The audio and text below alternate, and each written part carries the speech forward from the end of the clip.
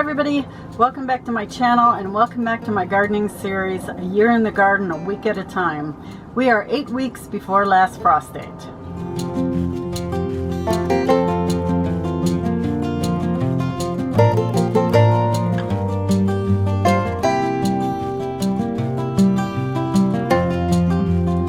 So it is a cloudy day today. We got some rain this morning.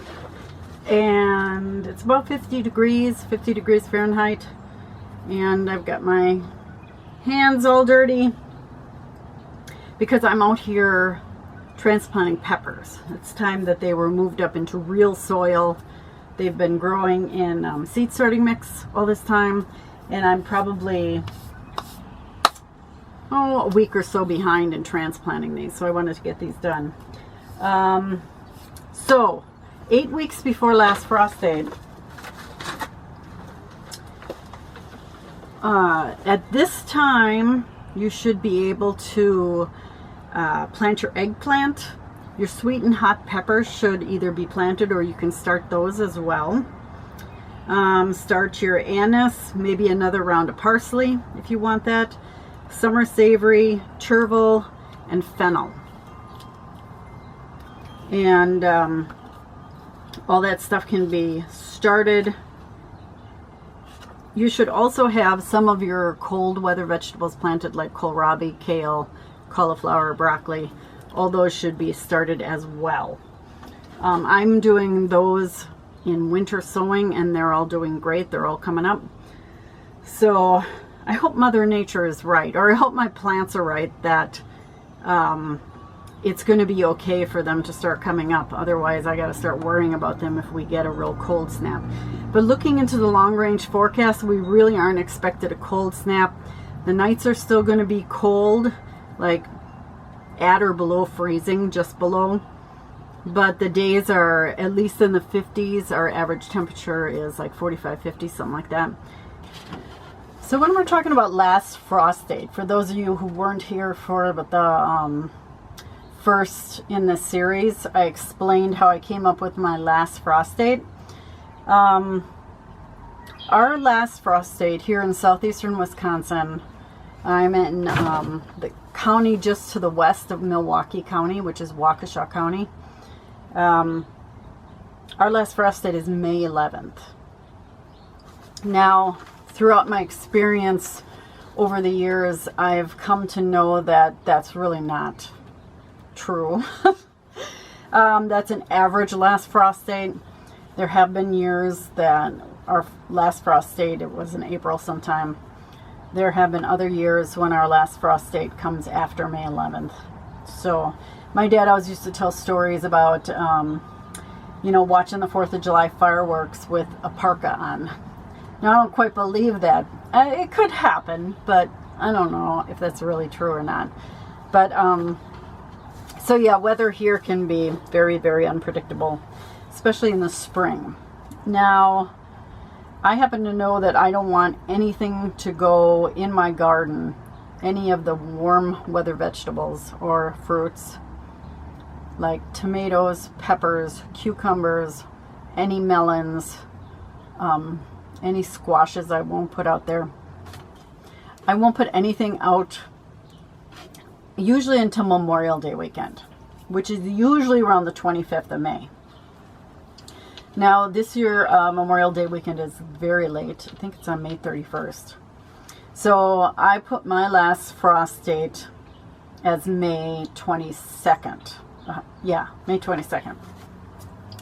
And I think that weekend is when I can put things out in the garden. Now, as May 22nd rolls around, I will check the calendar and look at the long range forecast. And if the nights are over 50 degrees, then it's safe to put all those warm weather vegetables out there. If the forecast shows that it's going to be cold during that time, which is entirely possible around here, then I don't put that stuff out and I wait until I get the nights over 50 degrees. So since I planted my tomatoes 8 weeks out, it's really 6 weeks out from our actual average last frost date. But there's no harm in planting things a few weeks early, because you will get a bigger plant to put in the ground. If you have to worry about wind, or if you have to worry about animals walking on your plants, then it's better to put a bigger plant out in the ground than it is to put like a little baby seedling out in the ground. So that's why I tend to start things early. But with tomatoes and peppers, you don't want to start them too early. Like, you don't want to start them, 12, 14 weeks before, unless you have a lot of room, because they grow fast and you have to constantly pot them up, because you want the biggest root ball that you can get, especially on the tomato plant. And if you're constantly putting them in a bigger pot, it takes up more and more and more room. And unless you have a greenhouse to put them in, you really have to be careful. And even like last year, I can remember having to bring my tomatoes and peppers and cucumbers and watermelons and everything in the house, even in the middle of May. I couldn't leave them out here because the nights were getting down in the 40s, like low 40s. And so I had to bring them in the house because I don't heat this greenhouse. Now, it's plenty warm in here during the day, almost too warm, but at night I had to bring them in. So it's more an art than a science when you're figuring out your last frost date. But if you're a new gardener, maybe check around and see some of the neighbors that have gardens, or some of the farmers that you know, and kind of ask them when they put their tomatoes in the ground. When they put their tomatoes in the ground, then you'll know kind of when it's safe to put yours in the ground. So, and my answer to that is as close to Memorial Day weekend as possible. So, having said all that, let's get on with this. So, this week we had a really nice day. I can't remember when I did this. I think I did this last Sunday, actually. And I planted my tomatoes. So why don't you go see what I did while I was planting my tomatoes, and I will continue to do what I'm doing out here. Right here are my seed starting trays. Now these are the extra deep ones. So they're about 3.5 inches deep as compared to a regular seed starting cell. Let me show you a regular one here. See the difference? Now, as you can see, I've got these about a little more than, I've got them full to about there. And that's so as the tomatoes grow, I can fill them up with more potting soil, and therefore they'll have more root structure. So I've moistened all of these. This was moistened potting soil. I'm using my ProMix potting soil. It's great for potting soil, but it's also great seed starting mix. Alright, what I'm going to do is I'm just going to go through here and just make a little indentation in each one of these.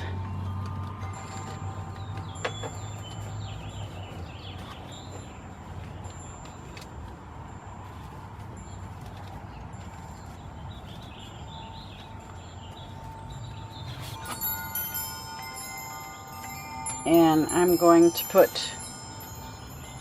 2 seeds in each one of these cells.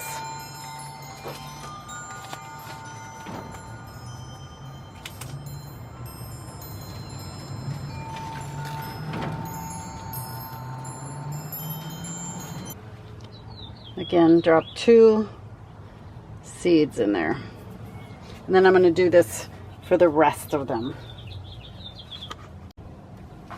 Now I have them all planted, and now I'm going to put some vermiculite over the top of them.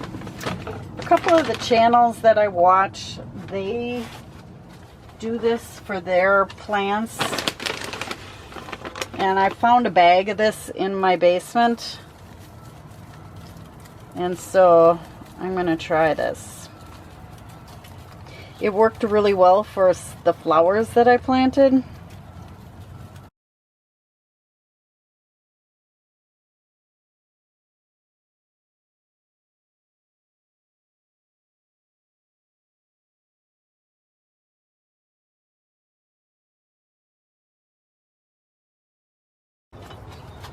And then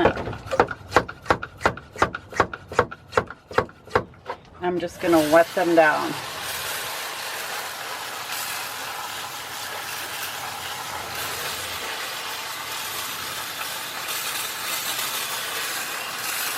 And make sure that that vermiculite comes in contact with the seed.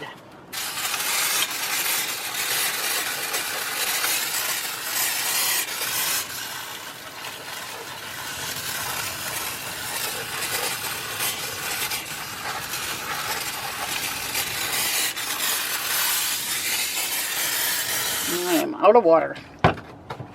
So there you go. Now these will go in the basement and they will go on get covered and go on a heat mat.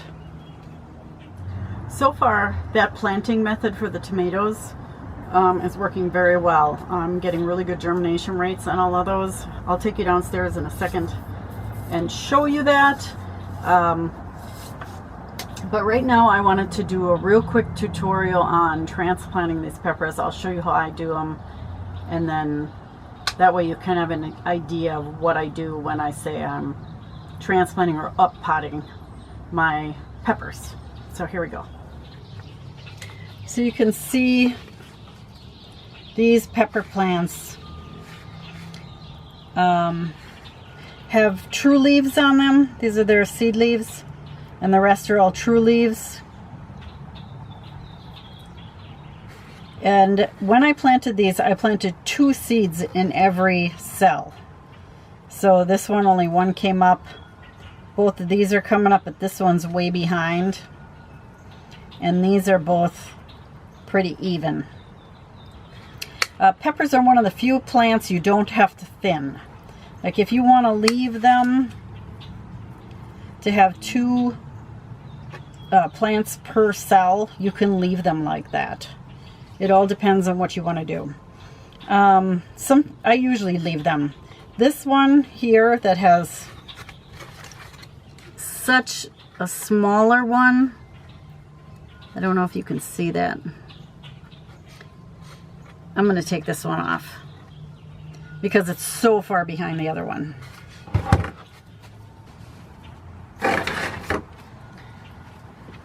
So then I have these little containers. These are like 3.5 by 3.5 by maybe 3.5, 4. And I filled them with potting soil. This is that ProMix potting soil that I like to use. And I don't fill them very tight. I just basically fill the mix and just tap so my hand goes along the top like this. So it's not packed down. If I were to pack it, you can see how much more is in there. So I just fill it.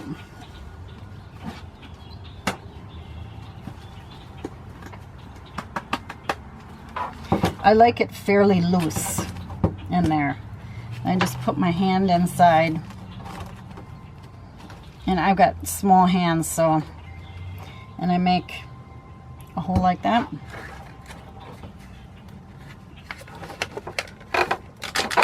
Very gently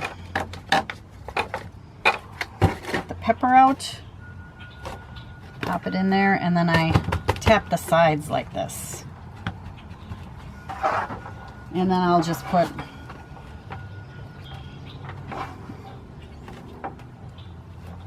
a little extra soil around it, so when I tap it down, and I'm not pushing very hard, it's transplanted. Peppers are also, it's not going to benefit you by planting them any deeper than they are. You can just stay at the level they are. If you do plant them a little deeper, it's not going to hurt them, but you're not going to get any root development on the stem, which is why you plant tomatoes deep, so you get a bigger root ball. So that one is all done. Put a label in it. It's all set to go. This is the potting soil that I use. This ProMix potting soil.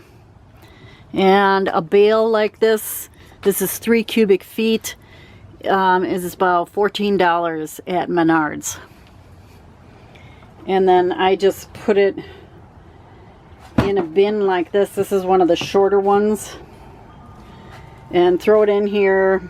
Throw some water in here to moisten the soil. I like to get it so it holds together, but then it breaks apart real easy, like that. And these are ready to go back downstairs in my grow room. So I have brought them in, and I'm going to give them a really good drink. You can see I've got water in the bottom here. I'm going to bottom water them, and I'm going to give them this fertilizer. Now I'm going to do a half strength fertilizer. What I do is, I don't even know if it's half. It's just a little bit of this fertilizer, but I use the little end for a gallon of water. And that's mild enough. This is a water-soluble fertilizer, and it's good for your transplants. It's mild enough for your transplants. I just put it in a jug of water, and then they will have a good feeding, and they should be set for another 2 weeks. In another 2 weeks, I'll give them another dose of the half-strength fertilizer. Now I leave these sit here for anywhere between 10 and 20 minutes. They'll drink it up. These will probably drink this up pretty fast. Yeah, it's almost gone already, and I just poured it in there. I may end up giving them a little bit more since they drank that up so fast. If they've sat there for 20 minutes and there's still water in the bottom of the tray, pour the water out of the tray, because you don't want them to be sitting and soaking wet water or soaking wet dirt. So let them drink for about 20 minutes. If there's anything left in the bottom, then go ahead and pour it out. So here are my tomatoes that I planted 6 days ago. Now these have been on a heat mat, and I'm getting pretty good germination.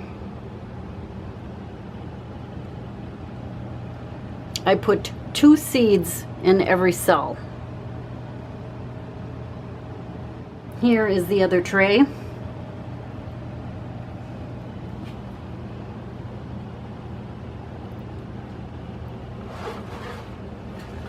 You can see they popped right up through that vermiculite. So they're all doing really well. And they normally live under here. So these particular lights are LED as well.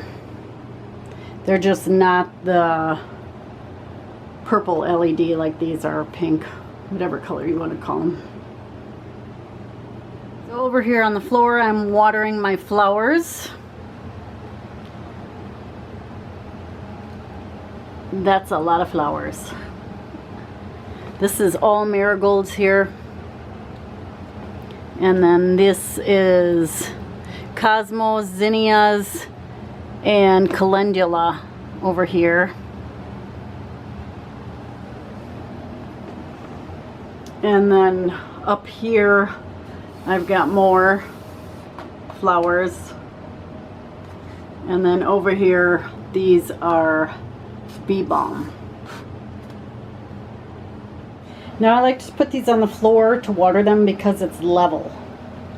If you look at my counter here, this is level, but I can only water 1 at a time, or maybe 2, depending how neat I am.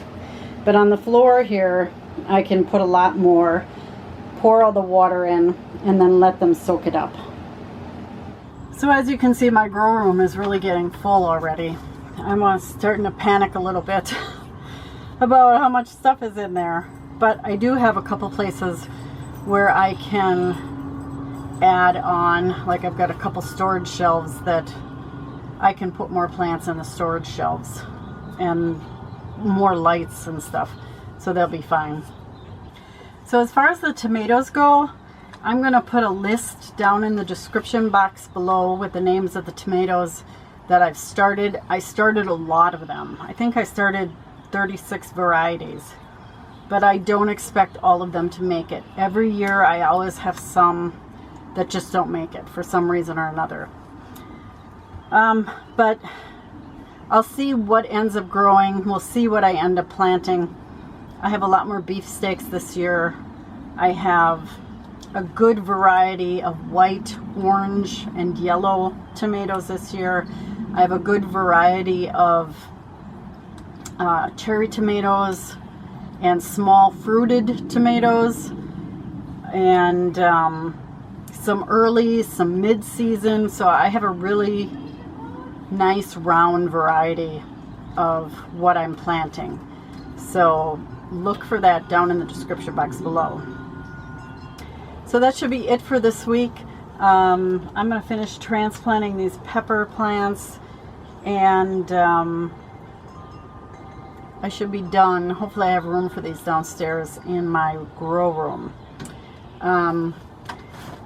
Next week, I think I'm going to start my peas and my beans, and I will start them out here in the greenhouse. I did that last year. It worked out really well, so I'm going to do that next week. I also may end up putting my potatoes in the ground. I'll check the long range forecast and kind of see what they think is going to happen. But potatoes are usually pretty safe when they're in the ground. I just have to make sure that my pots of soil, because I always plant them in pots, I just have to make sure that the soil is defrosted. So, all right, thank you so much for watching, everybody. If you haven't already, please subscribe.